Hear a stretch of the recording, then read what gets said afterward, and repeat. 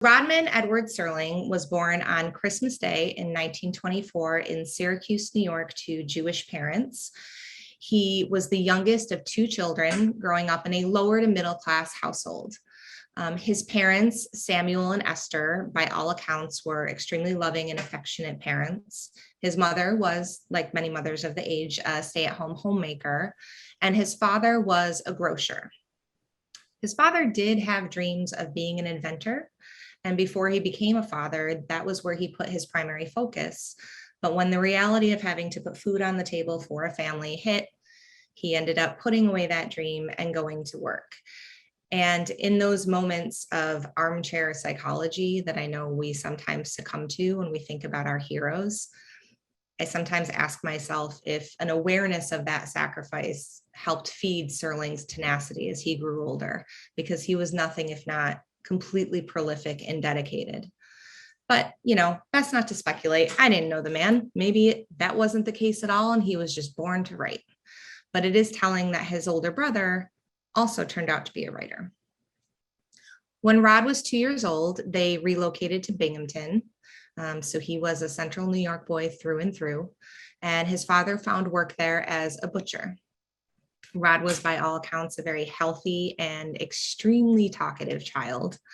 There's an anecdote out there that on long car trips, he would talk so incessantly, either about observations or just thoughts flying through his head or stories that he had read or heard on the radio, that no one in the family could get a word in edgewise, to the point where often his parents and his older brother would make a secret pact before the trip to see if none of us speak, will Rod notice? And typically the answer was no, not at all. So in addition to being a very chatty child, he was clearly already building this penchant for narrative. Samuel, realizing that his youngest son needed a creative outlet, or maybe just needing him to get out of his hair, built a makeshift stage in the basement of their house in Binghamton. And Rod would spend hours and hours and hours reenacting pulp magazine, movie, and radio stories on this stage, sometimes with friends, sometimes with his brother, sometimes by himself. It was his absolute favorite occupation, and he was always very gifted at self-entertainment. So already we see that future filmmaker coming out. One quote that I read of his that I think speaks to this, and I love connecting it to that image of this little 5-year-old Rod Serling bouncing around on a plywood stage in a basement in central New York, is he said once that every writer is a frustrated actor who recites his lines in the hidden auditorium of his skull. This continued as he hit puberty, and in middle school, he became known as the class clown. His teachers did not hold out a lot of hope for him. He was seen more of a nuisance than a contributor, but thankfully, as sometimes happens, there was one who saw something else, and she encouraged him to start signing up for extracurricular activities that engaged narrative and public speaking. So he joined the debate team. He participated in the limited theater that was available at his school at the time, and he joined the school newspaper, where he eventually, by the time he was in high school, became an editor. His love for the radio continued throughout this whole time, and as he grew, as we all do, we hit a certain age and our tastes start to really foment. So we aren't just absorbing whatever is around us, but we start to become more selective. The things that appeal to us often when we're teenagers are probably going to be what appeal to us for life. And for him, he started to really latch on to thrillers, fantasy, horror, and science fiction. He was also wild about sports, but he was 5'4". So even though he was pretty talented at things like tennis, table tennis, eventually boxing, he was considered too small for most of the school sports teams, so he was frequently rejected. And so, like many young men of his generation, unable to have that physical outlet, he became known for the sharpness of his pen in the school newspaper. And he also started to become obsessed with the war overseas. And by the time he was 18, he was absolutely convinced that the only thing to do was to enlist. Once again, a teacher came to his aid. He had planned to abandon high school and enlist early, and she talked him out of it. And so he instead enlisted the day after graduation. He was eager to prove himself in the crucible of war, and for better or for worse, he did. So in 1943, an 18-year-old, 5'4" Rod Serling joins the Army. He becomes a member of the 511th Parachute Infantry of the 11th Airborne Division. His daughter, Anne Serling, who recently published a memoir about her father that includes many letters that she published that he wrote to his parents during basic training, and describes as heartbreaking to read in the aftermath of how she knows the war eventually affected her father, because these letters read like a kid at summer camp. He is so excited. He's learning so much. He's making friends. He's becoming physically so strong.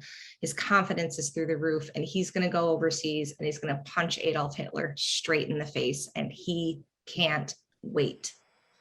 Every letter that he writes has this enthusiasm. He also is not known as the most disciplined soldier. He would frequently forget to reload his ammo. He would wander off and get lost, but nonetheless, he got along well with everyone. And he eventually was sent overseas to the Philippines in 1944. And this is where the letters become much less frequent and much less playful. He became part of what was known as the 511th Death Squad. They were typically sent in to mop up after the bloodiest of battles in the Philippines, over and over and over and over again. He had to abandon that absent-mindedness of forgetting to reload his weapon or of wandering off to explore, because death was a daily activity. One death that impacted him pretty severely and that started to plant a theme that you'll see in his future work was the death of Private Melvin Levy. Private Levy was performing a comedic show for his brothers when a food crate being dropped for relief fell from the sky and decapitated him about 10 feet away from Rod. Rod was deeply moved by this. He led the funeral service for Levy, and at one point placing a Star of David on his coffin. And this was the foundation for multiple settings of the Twilight Zone in the Philippines, and an unpredictability of death theme that pervade all throughout Rod Serling's work as he grew older.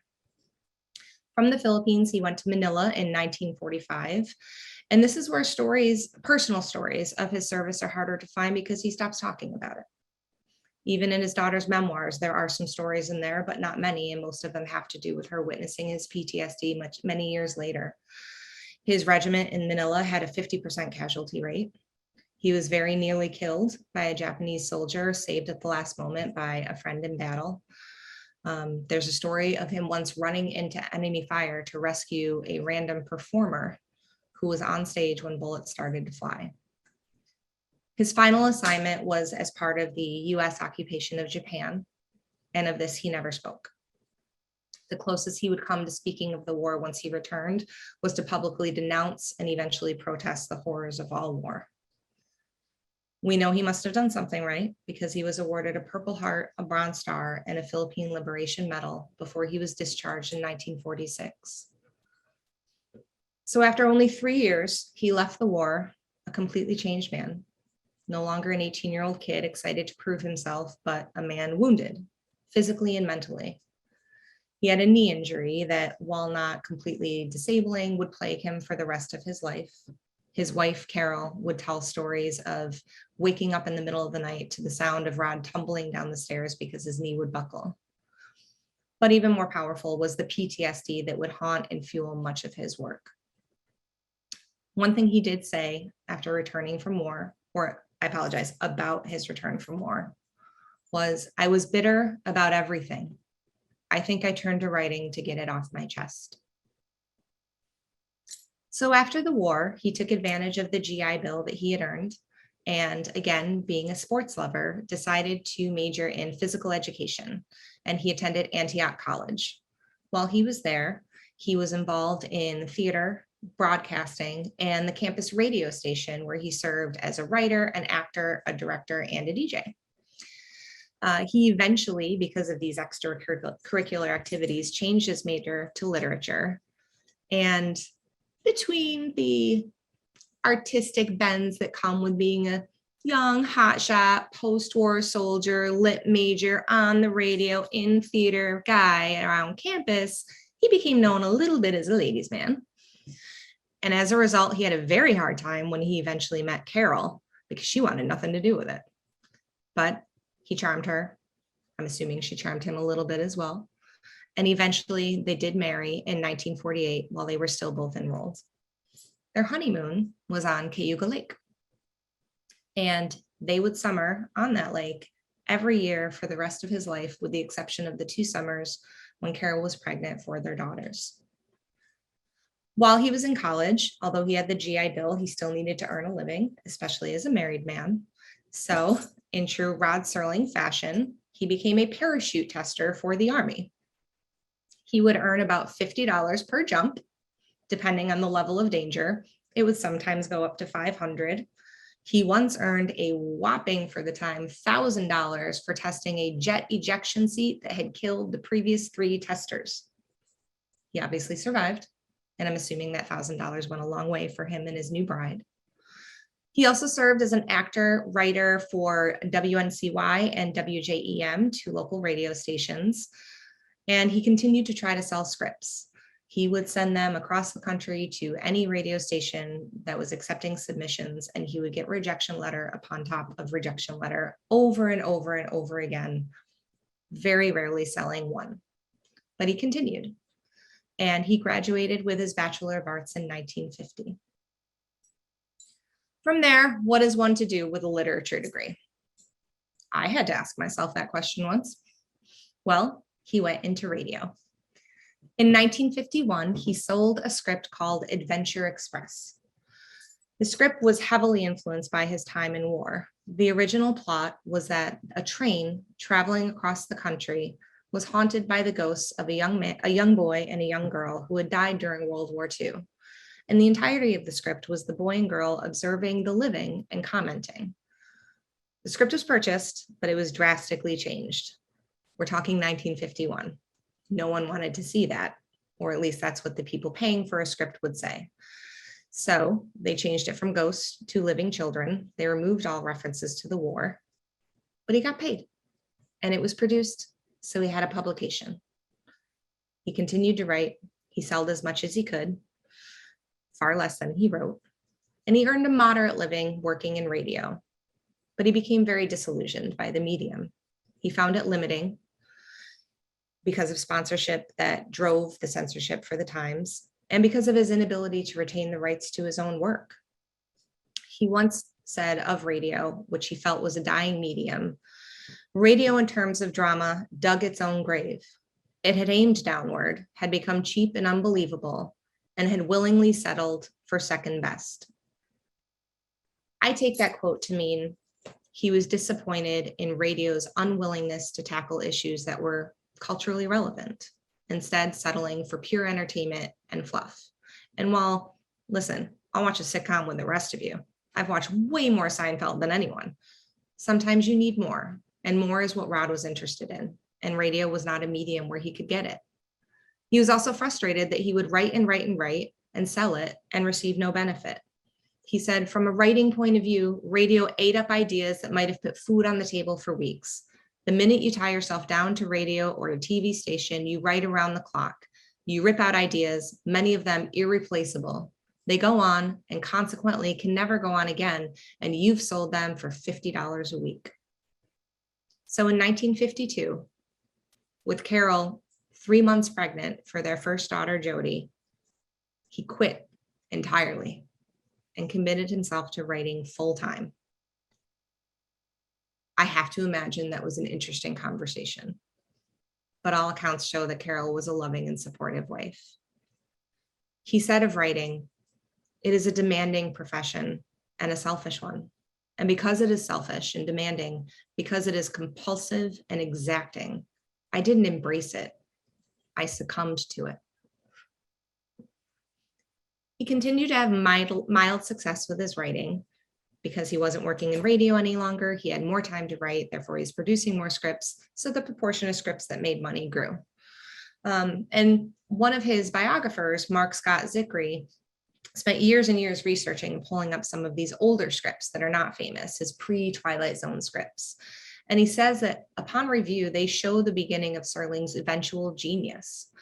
Zickery wrote, "Sometimes the situations were cliched, the characters two-dimensional, but always there was at least some search for an emotional truth, some attempt to make a statement on the human condition."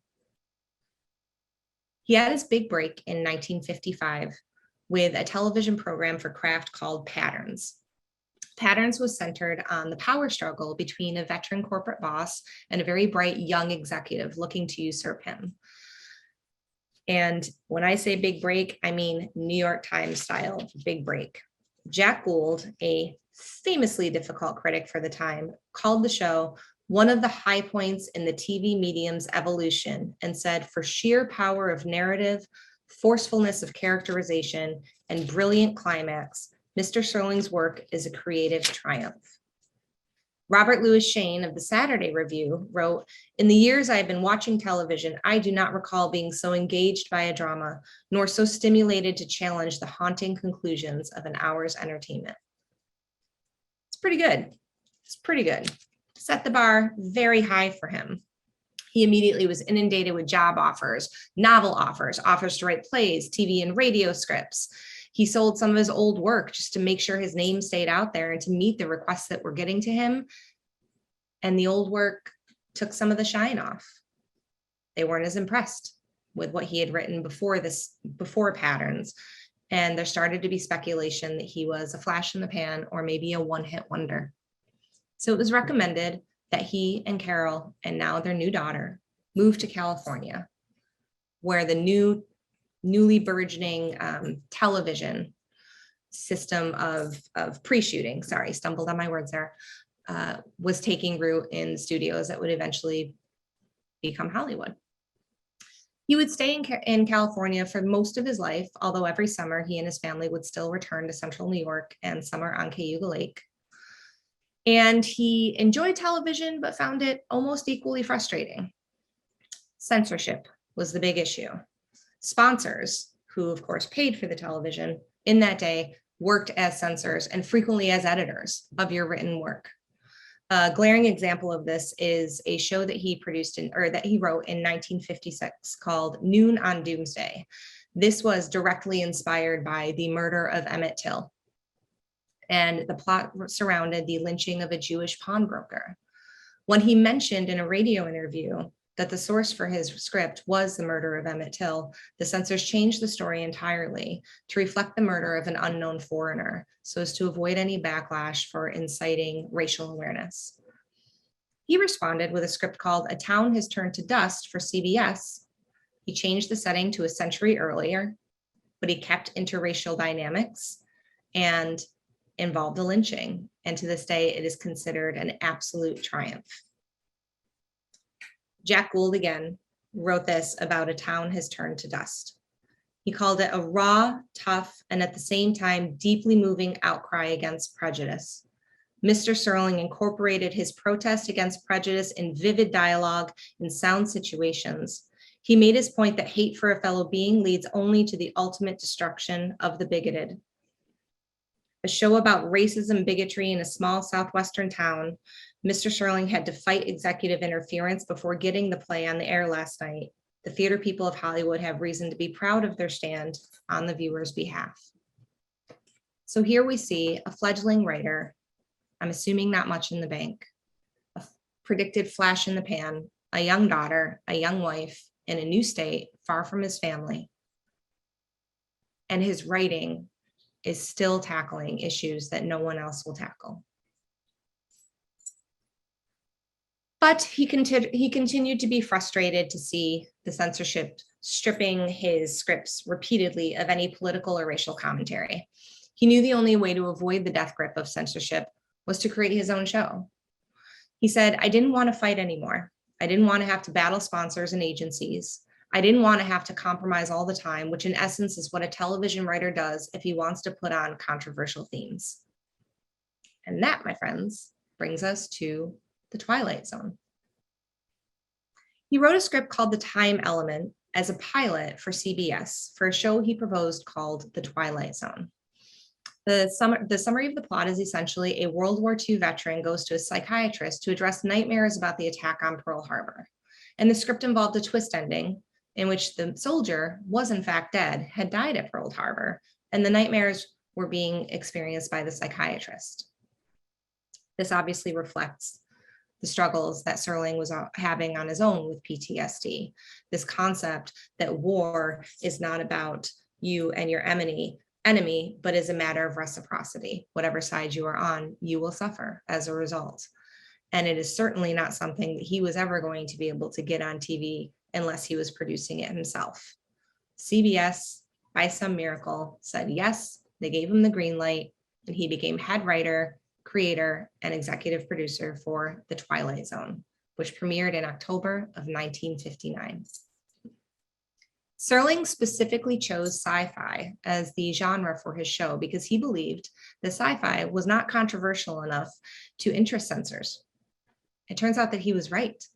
Although being head writer and producer did protect him, he was able to sneak in themes and plot lines that he could not get away with previously because no one cared about science fiction. It was considered a child's genre. He named his production company Cayuga Productions. Twilight Zone aired for 5 seasons, 156 episodes, and Rod Serling wrote 92 of them. All of these episodes, every last one, and I could spend 17 hours talking to you about them, revolve around socially conscious themes, but I'd like to just talk about a few. He frequently tackled the issue of xenophobia and racism, and the most famous example of that is probably also the most famous episode of The Twilight Zone, and it is called Mirror, Mirror. The plot surrounds a woman who undergoes surgery to correct what you're told is a horrific disfigurement. It's very painful surgery, and the implication is that she is doing this because she cannot be accepted by society unless she does. When her bandages are removed, she is revealed to be a beautiful woman by the standards of the day. And all of the doctors in the room and everyone in the society around her are horribly disfigured monsters. Serling wrote about this episode. The worst aspect of our time is prejudice. In almost everything I've written, there is a thread of this, man's seemingly palpable need to dislike someone other than himself.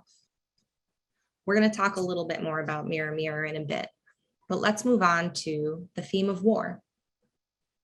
Perhaps the most famous Twilight Zone episode that addresses war is Death's Head Revisited. This involves a Nazi soldier who revisits and is psychologically crippled by Dachau.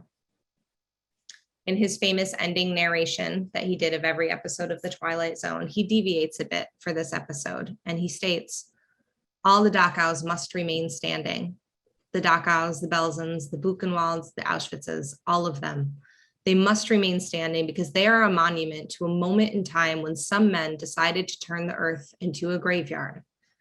Into it, they shoveled all of their reason, their logic, their knowledge, but worst of all, their conscience. And the moment we forget this, the moment we cease to be haunted by its remembrance, then we become the gravediggers, something to dwell on and to remember, not only in the Twilight Zone, but wherever men walk God's earth. This is in the 1950s. No one wants to remember the war. Certainly not on a sci-fi show. Sci-fi is supposed to be little green men and silver spaceships and funny planets and optimism and hope. And it often is.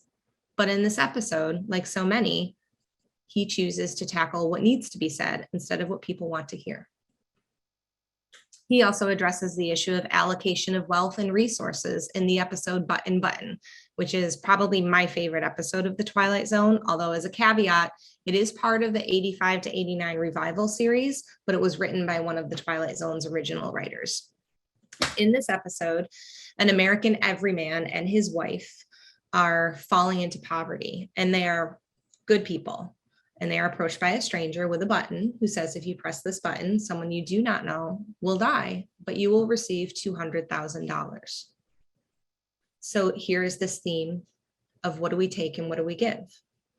What you earn, is it truly yours, or does it come from at somebody else's cost? Again, this is the 1950s, the boom of the American dream. not a popular theory, and yet a wildly popular television program. Another theme, and maybe the biggest one in all of the Twilight Zone, is the concept that there is a monster within, that our destruction comes from our darker nature. There's an episode called The Monsters Are Due on Maple Street that addresses the Cold War and the division in America as the result. Rod Serling said of this, "The tools of conquest do not necessarily come with bombs and explosions and fallout. There are weapons that are simply thoughts, attitudes, prejudice, to be found only in the minds of men. For the record, prejudice can kill and suspicion can destroy, and a thoughtless, frightened search for a scapegoat has a fallout all its own for the children and the children yet unborn. And the pity of it is that these things cannot be confined to the Twilight Zone." That's just a couple episodes of 5 years, 196 episodes. Just some of the socially conscious themes that he tackles. And this is in a science fiction show that no matter how difficult the themes and how jarring the material, every week, America lined up. So why? Why does the Twilight Zone succeed where other shows fail? Why does it succeed as a piece of social activism? I think there are a couple of reasons. One was Serling's choice of science fiction versus magical realism, for example. We go to science fiction with an expectation of escape, and so we're kind of sitting ducks by the time the show begins. He also used some never before seen formatting for television. He combined the sensibilities of radio and bolstered it with TV technology. This triggers a nostalgia, especially for a generation that is still somewhat new to television and is still adapting. By using black and white instead of color, he is leaning on narrative instead of the bombast of a new technology. By having an opening and closing narrative, he's again triggering that familiarity with radio. And then there's that theme music, which is so eerie and intentionally discordant. And it puts you on edge and it mentally prepares you for anything. And then he, the narrator at the beginning, with that soothing voice, promising you, it's going to be fine. I'm here with you. And then it's not fine, but then it is at the end because he comes back and concludes with you. So you are never watching alone. He was also the first one to really master twist endings, and twist endings that were memorable but never gratuitous. They were only there to serve the plot and to drive home a theme. Of course, he was able to skirt a lot of censorship, and this gave him a voice and shot him to stardom. The Twilight Zone made him an absolute celebrity, which only increased the viewership, which only increased the amount that his message reached the people of America. But I think, personally, the ultimate reason that the Twilight Zone works where other things have failed is that he did not rely on specificity. He relied on universal symbolism. His stories had the ability to trigger innate human responses, no matter who you were. That natural disgust that you might feel in the episode of Mirror, Mirror. This is clearly an episode about racial prejudice, but instead of casting it to reflect racial prejudice, he presents you with a standard beauty of the time and grotesque monsters. This is something that anyone, no matter what their belief on race, has an emotional response to. In Button, the protagonists who do ultimately press that button and take the life of someone for $200,000 are relatable. They are not bad people. And in the end, it is strongly implied that the next button push will take their lives. So there is that reciprocity and that cause and effect. In short, I believe that Serling was successful where others failed because he mastered the ability to look like he was pulling a punch when he was really dislocating your jaw. It's fitting then that when he was in the army, he did a lot of boxing, and he was known especially for his berserker style, where he was willing to break his nose if it meant he was going to win the fight. Eventually, however, all good things come to an end, and the Twilight Zone was no exception. So post-Twilight Zone, he continued with multiple television and radio gigs as a writer, as an actor, a producer. He was a teacher, including at Ithaca College. where he established very strong connection to his students, especially his elder students with whom he felt an affinity. And he became very, very socially active. He was known as the angry young man of Hollywood, although his daughter Anne writes in her memoir that this was far from who he was behind the scenes, that he was actually wildly funny and very warm. I listened to a podcast with her on it as part of my research for this presentation, and she told the story of bringing a friend of hers home for dinner, and her friend was terrified to meet her father, terrified to meet Rod Serling because he seemed so frightening. And then at the end of the dinner, she was blown away by how friendly and just a normal dad that he was. He was very anti-war, publicly decried the war in Vietnam, and he was startlingly anti-censorship. In 1966, he put out the Doomsday Flight, which involves, among other things, an airplane bomb. Well, the very night that aired, there was the first of a series of bomb threats that lasted 8 days straight and grounded almost every plane in America. As a result, he received a lot of backlash, journalists pounding on his door, asking him about his responsibility as an artist and should he take responsibility for these actions. And his response was beautiful. He said, "I am responsible to the public, not for the public." And when his biographer asked him what he would say if that answer was not enough, he would give a colorful F off, because that was Rod Serling. In 1968, at the height of the civil rights movement, the winter before the assassinations of Martin Luther King and Robert Kennedy Jr., he addressed the Library of Congress in a speech about the challenge of the mass media to the 20th century writer. And I'd like to read his quote. "Despite everything, despite our controversies, and despite what is apparently and tragically a sense of divisiveness that permeates our land, and despite riots and rebellions that go hand in hand, mind you, with repression and brutality, one major and fundamental guarantee of protracted freedom is the unfettered right of the man to write as he sees fit, as his conscience indicates, as his mood dictates, as his cause cries out for. The moment you begin to censor the writer, and history bears this out in the ugliest of fashions, so begins a process of decay in the body politic that ultimately leads to disaster. What begins with a blue pencil, for whatever reason, very often ends in a concentration camp. It has forever been thus. So long as men write what they think, then all of the other freedoms, all of them, may remain intact. And it is then that writing becomes a weapon of truth, an article of faith, an act of courage." His friend Mike Alshaker, who was there, remembers loud and sustained applause. In addition to being a badass, he unfortunately smoked 3 to 4 packs of cigarettes a day, and at the very young age of 50 years old, died 2 days after a third heart attack at Strong Memorial Hospital in Rochester, New York. He left behind his wife and 2 daughters, and was funeraled and buried at Lakeview Cemetery in Interlaken, New York. We see his legacy past his life. The Twilight Zone, as I mentioned at the beginning, has become a modern colloquialism. It's basically a word in our lexicon at these points. It means so much more than the title of a television show. He has his inheritors, Jordan Peele, Ryan Murphy, the multiple writers and creators behind shows like Black Mirror, all of whom, not coincidentally, share a bend towards using the fantastic to facilitate social commentary. So what can we learn from Rod Serling? There are many forms of activism. There are marches. There are protests. There are t-shirts. There are signs. And there's writing. And there's creation. And there's finding a way to create something that is powerful enough to break through the barriers of division and unify people so that you can sneak in your message of unity.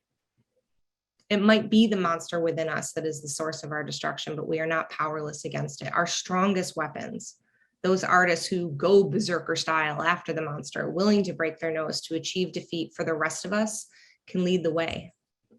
Unity is not a fantasy, it's science fiction.